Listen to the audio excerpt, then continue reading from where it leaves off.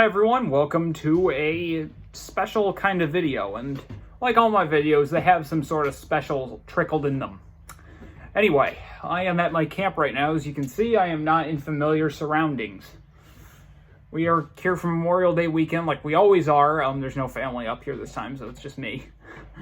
But we're going to be doing something very interesting. We have a little bit of an art studio going on. Here is my painting cup. This is my brush, triangle, which will help with the measurements, palette knife, which will be scraping the paint and some other supplies and extras, and the palette, which is where all the paint's going to go. What are we doing with all this? We're going to be painting the channel logo. Yep, you heard that right. My own very channel logo, which has been in use now since January. Sheesh, it's been a while now. And we're not thinking about ditching it anytime soon.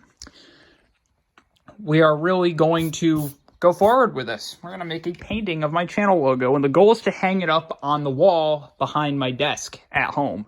So first thing we need when we're doing this is tape. And you also need a T-square. Got broken on the top a little bit because we accidentally closed the car door on it. But the T-square hooks itself up to the table so you can position and straighten your paper. Now in this collection I have two pieces of paper. I have the one with the ripped part on it and the clean paper. The clean paper is where we're doing the logo. This is going to be our study where we make sure we got the right color for this. So now we got to organize our workspace. Now the problem is that this table and the T-square are a little crooked, so this is going to be hard to match them up, but I think we can try it. Yeah, there we go. I'd say that's fair. All right, kaboom. We have our taped paper, or taper, you can say. We're not going to use all this paper. We're going to cut off part of it. I just got to measure out where I'm going to put the letters, and I'm not even kidding you. I'm actually going to measure out and draw the letters. I am that ambitious. So here I have measured out where I'm going to put the letters using the T-square, and then lining the triangle against the T-square while trying to flatten it and make sure it's not all crooked. Underneath the triangle, I put the ruler here, and I measure out inches. Like, for example, I'll show you what I did for the L. These letters are just here so I know what letter's going to go in what spot. So I started at the halfway point. So, like, for example, this is the halfway point between 0 and 1. Move this over. There we go. And then this is the last point before 1. This is the last large point before 1, that is. I did that for all the rest of them, just using different numbers. Like, for example, this is almost 15, and this is also almost 15. That was how I characterized the spacing. Which means I now have to determine how large these letters are going to be. So I ended up not liking the original spacing when I was trying to lay this out. It looked too small, and I wanted to make it bigger. I wanted to make it the paper length.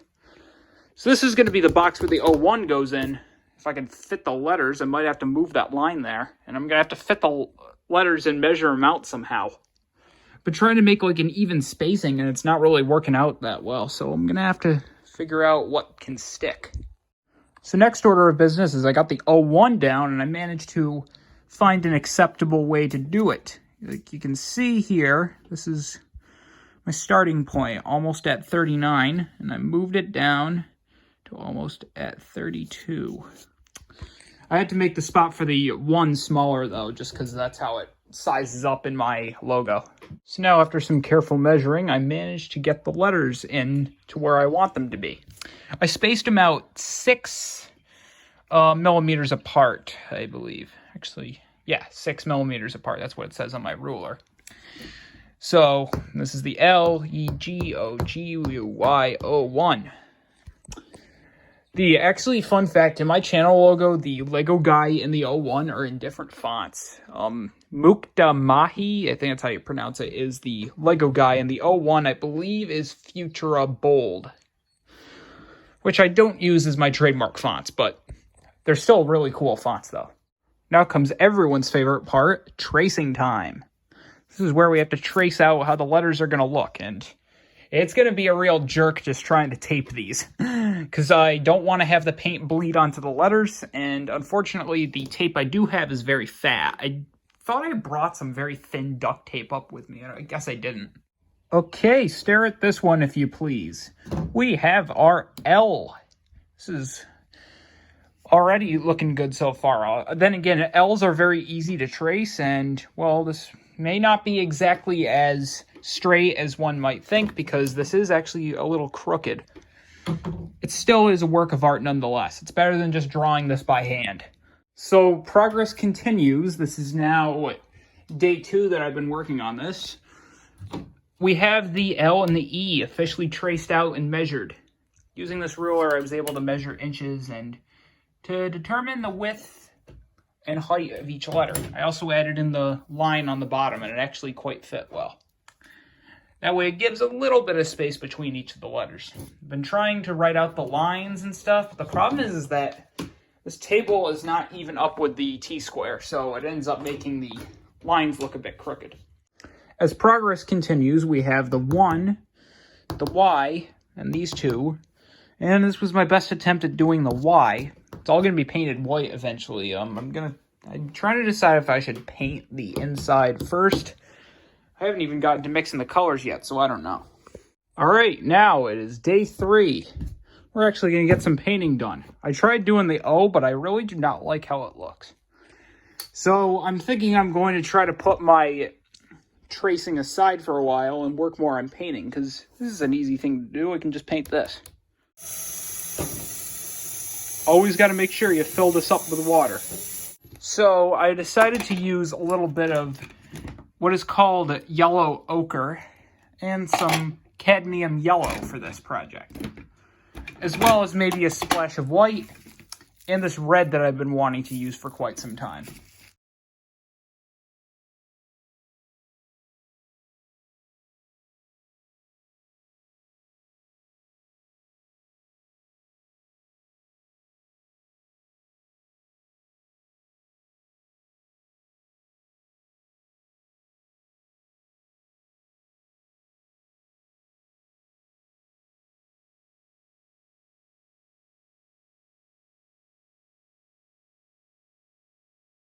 Well, after literally killing an entire tube of paint, I managed to find the right color. So now I need to use a roll of tape so the paint does not bleed through, because that is always the most annoying thing. And you gotta need a good long roll of it, especially for a project like this. This seems long enough, maybe a little too long, but you know what they say, longer the better. Now we gotta carefully even it out just the way we want it. Good so far. Continue taping it down. Kaboom! We have our taped area. And now time to paint. So, that was a rather quick paint, and that was because I had a lot of this stuff. In fact, I might have to use this in another project. Either way, this is the gold on the bottom. So now we're going to get to painting the dark blue, which is in the 01 spot. And this was a leftover blue paint I used for an old project. And it's a little dried out, but thankfully I have a bit of a cup I tried to use to measure the O. So we'll just have to fill that up with a little bit of water to make this wet.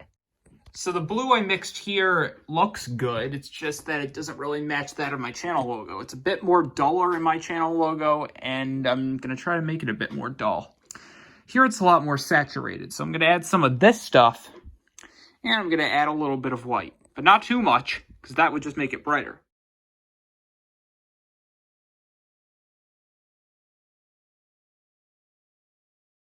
So the next blue here looks a little too light. Maybe I added a little too much white, so I'm going to add maybe a smidge more of the blue.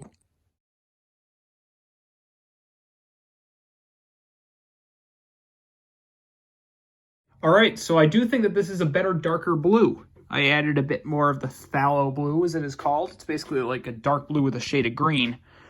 And now I guess we should get cracking. Before we begin, we got to take the tape off. Because now that we painted this, we got to make sure the phthalo blue does not bleed into the gold. It might have ripped a little bit right here, but I'm sure we can fix that. Just got to make sure the paint is dry enough so we can put tape over it. Here we are. Got this so far now, and I honestly don't care if it bleeds through the top of this because this is going to get cut off anyway. But we're ready to paint this dark blue. Well, guys, I am now home, and I am going to try to get this inside square done. So, I just painted the bottoms of the one, and I like it. It did bleed a little bit into the gold, but I can easily fix that in post-production. Now, that is a perfect one, and so far, our first fragment has been painted, and now, look at how I taped the O. Doesn't matter if the tape bleeds there because it's already been painted, but this is what it's going to look like. And I also added in the point that's in my logo because I totally forgot to add that. And this was the best I could do. Obviously, the tape did not make this exactly the way I wanted it. You can see it bleeding in to some portions, but I'm actually going to be painting the inside of the letters white, so we got that covered. Except I'm just going to have to tape it all again, but that's just painting for you. So, I have now painted the inside of the O, and this one's tape job was absolute trash. So when I do touch-ups, I'm going to have to... Maybe there's a way to make this tape go in a circle in a better way, because honestly, I always have trouble with that. In the meantime, I am going to do some cleanup on the bottom, because you can see that the blue paint seeped into the yellow. I did not do a good job with this, and I usually do better than this, so I'm going to have to fix that. So now I'm working on tracing the G. And the G is going to be interesting, but I have this thing. And if you don't know, what you can do is what I did with the O. I was able to adjust it using this tool to make it get wider. This really requires two hands, and obviously I'm using one to film, but watch what you can do on here. You can trace it in a circle. Again, it's better with two hands, but I'm just showing you. You can literally make it go around in a circle. That was how I was able to make the O. I'm going to have to do a half circle for the G, though, so this is going to require lots of erasing. Trick to getting the G was I had to do a bunch of random measurements. I actually gave up on the circle tracer, and I ended up using this. What I did was I tilted it at a random side just so I could do my curve, and sometimes the lines would stick out, and I just had to erase them. Eventually, it's just going to get painted over with white, but that's what I had to make do with. I managed to finish tracing all the letters. I already described how I drew the G, and, well, it does look a bit different for this G. I still made it a G nonetheless. Here's the U. You can tell I had to do a lot of finagling with the circle tools, and thanks to some of my mom's scrapbooking equipment, I was able to make a bit of an oval. I had to do some extending out to make it fit the height I was going for. But these things work good, and I used the larger one to measure the O. I find it interesting that the O is skinnier than the 0, but that's because I made a little too much room in this spot right here. But now I gotta mix the bright blue.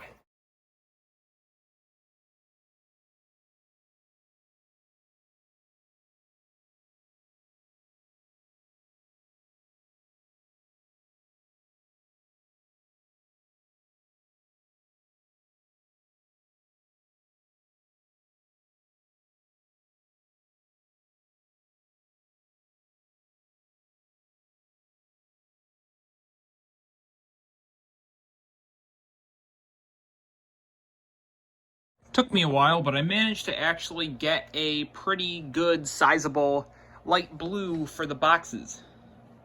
I had to make sure it would work well on paper too, so I did some studies.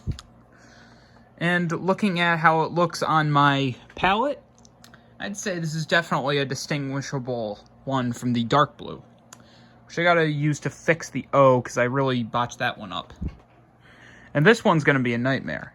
But I'm going to start easy on this one. I'm just going to do the L and the E first. So the first side is painted, and it does look bluer on my camera, but it actually looks really, really cool looking with all the green shades on it. I think I really nailed this one out. So far, I've managed to have a solid line taped above the yellow. Now I just got to carefully roll the tape off of this one and see how well I do.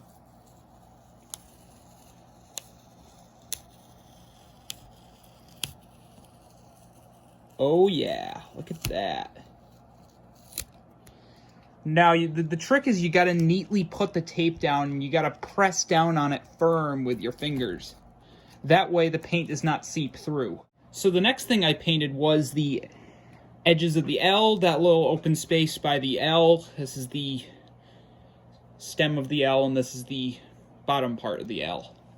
I still have to paint the very bottom of the L, the tip between the line and the background, but I'll be getting to that once this is dried up.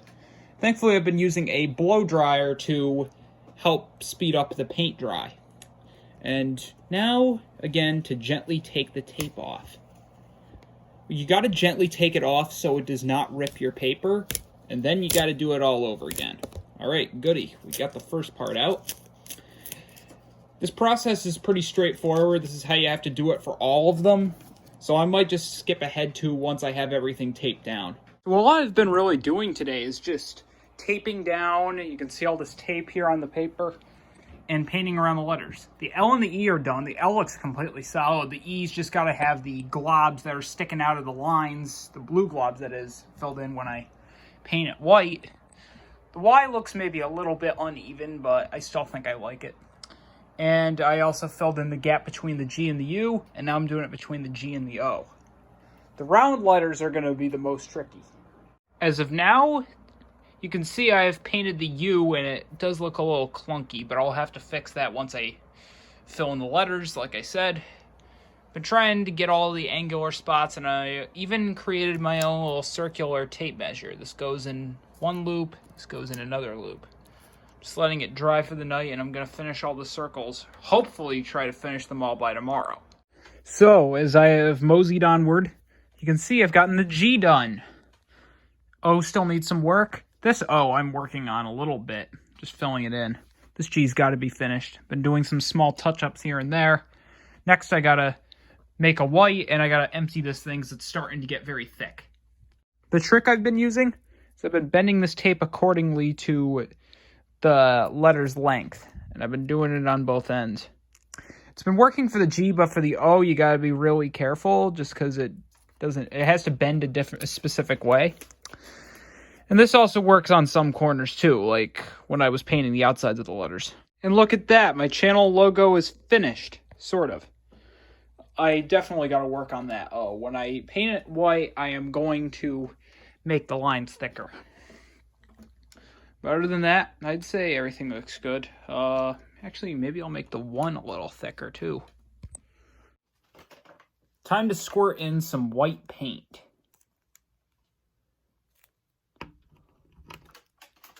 That looks good enough.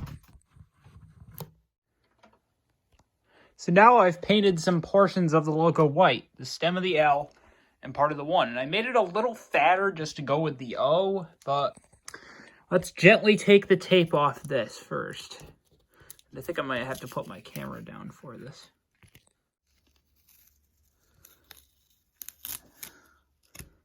Portions of it are already bleeding through. I'll just have to do some doctoring and post-production. That's good. Cool. Let's roll this side up and see what it looks like.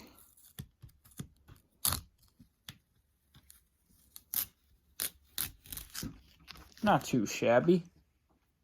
So I got some of the whites done. Not the best tape work I ever did. You can still see some of it bleed, but we'll just have to fix that when we do our touch-ups. The goal today is to get this whole thing finished, because I really need this out of the way, and also I've been having all these clips on my camera roll for quite some time now.